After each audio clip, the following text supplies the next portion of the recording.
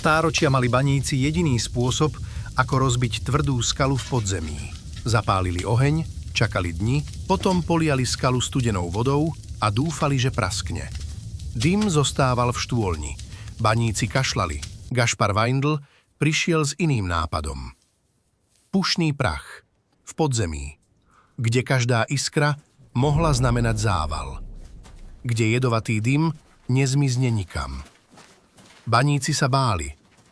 8. februára 1627 Weindl zostúpil do temnoty štôlne Horná Bíberová. Navrtal otvor, naplnil ho prachom. Zapálil. Výbuch bolo počuť až na povrchu. Skala povolila za sekundu to, čo by kladivom či ohňom trvalo týždne. Banský súd vydal listinu.